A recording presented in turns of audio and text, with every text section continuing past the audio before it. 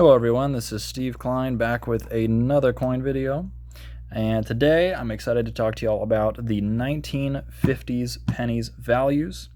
Hopefully if you have a coin jar, you have some coins that are around, you can kind of go through this with me and just kind of see the values of your coins based on my experience. I've been a coin collector here for about 10 years, a little bit over.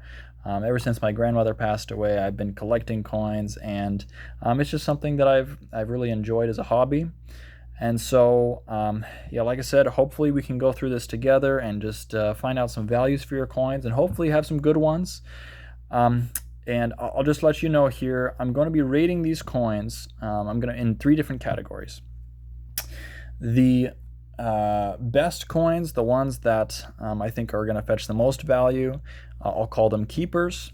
And the next value down, I'll just say the fair value coins, and then the lowest ones would be the dud coins. And so the keepers, definitely I would say keep those pennies. I think they're going to increase in value. They're a good value to have. The fair coins, you can really decide which to do with them, one way or the other. And then the dud coins, doesn't really matter if you keep them or not, in my opinion. With that being said, I'll just jump right into it. So there's a few things to consider before I go into all these different pennies. The 1950s, they have a little bit of different variations with them. So besides just the dates, over time, so obviously you'll see on the front of the pennies that they'll have different dates here. This one's a 1955, this one's a 1958. I have them all labeled. Another thing that sets them apart is their mintage, or what mint they came from. And so as an example, in this 1955 penny, you'll see that it does not have any letter or anything like that under the date, as opposed to this 1958 here has a little D that's underneath it. And that actually alone is going to be or cause a difference in some of the pricing of the pennies depending on the mint. And then another thing to consider besides the mint and besides the date is what is on the back of the penny. So with the 1950s, from 1909 to 1958, all those Lincoln cents, they all had the wheat cents symbol. And so that's what it looks like. Obviously you can see there's wheat on the outside there.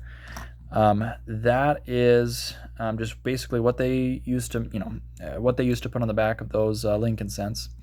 And so in 1959 and onward, you'll see probably most of your pennies have this too, is the Lincoln Memorial that's on the back.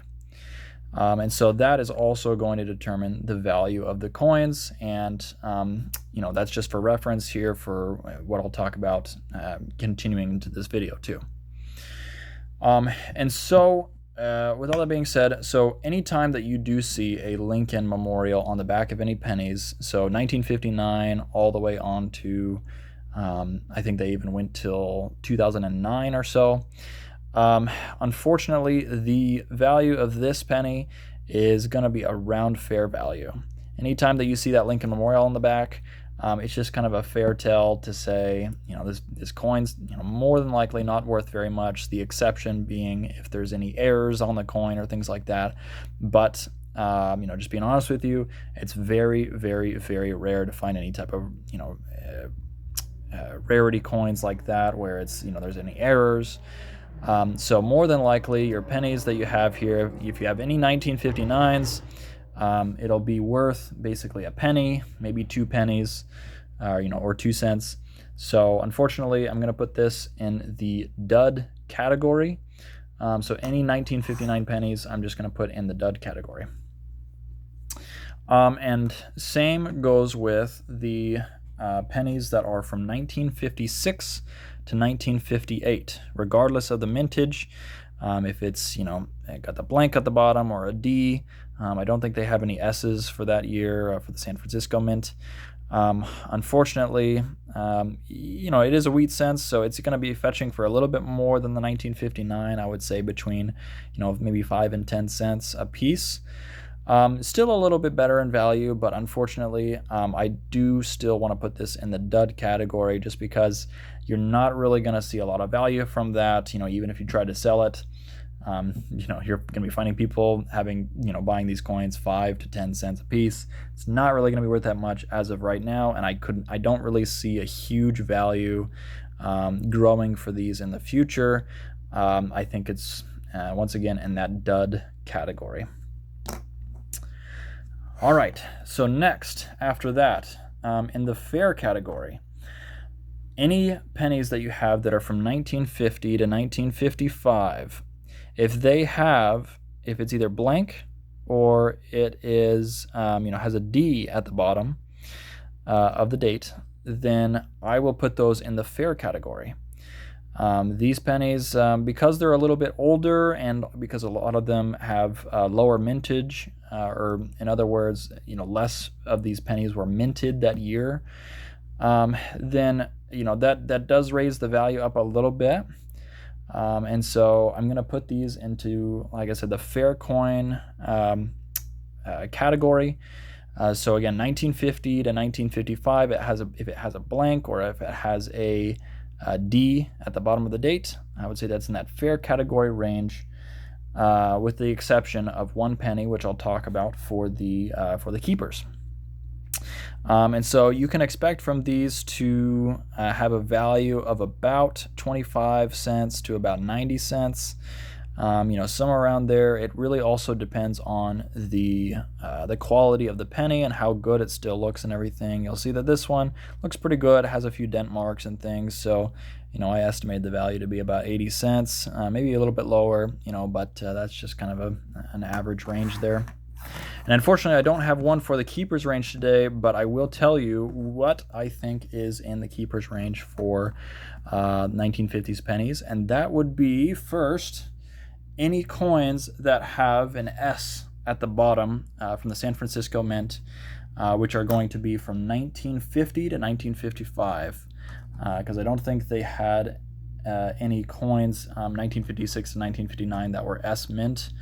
Maybe 1959, but for the most part, 1950 to 1955, those are going to be keepers. Because there's a lower mintage, it was a little bit older of a coin, and so the value on those, I would say, is approximately $1 a piece. Those, it can go for a little bit more, a little bit less, depending on, the market and the buyer and the exact coin, how it looks. But just to give you a kind of an average range, I want to say about $1 a piece. Those are really nice pennies to have, as opposed to, like a 1959 or a 1958. And then one more penny that I put in the keeper range also is the 1954 blank, or the 1954 P. So if you have a penny that is a 1954 and it has a blank underneath it, it doesn't have any letter there, that one was also a low mintage that year. I would say around $1 in value. So I would say, go ahead, if you found that one, great. I would keep that one. That's a keeper. It's a nice coin to have, and I think those values are going to continue to go up in the future, especially because, and I'll make this as a last note here, the government or the mint, it's looking like they're getting closer and closer to deciding not to produce pennies anymore. And that's because it's getting increasingly expensive for the government to produce these pennies. It costs them about 2 cents for every penny that they create now. And so they're getting closer and closer to, I think, doing away with the penny, or maybe even just changing the contents of the penny. Whatever that may be, I think there's going to be some changes in the future, and you could see even all these values of these pennies go up because they're a little bit older. But in my opinion, I think you're going to see a lot of those S values. They're going to continue to grow in price over time, if not slowly but surely. But I hope you really enjoyed this video, and if you haven't already, please subscribe so I can make more of these videos, and so you can continue to go through your coins and go through those values with me.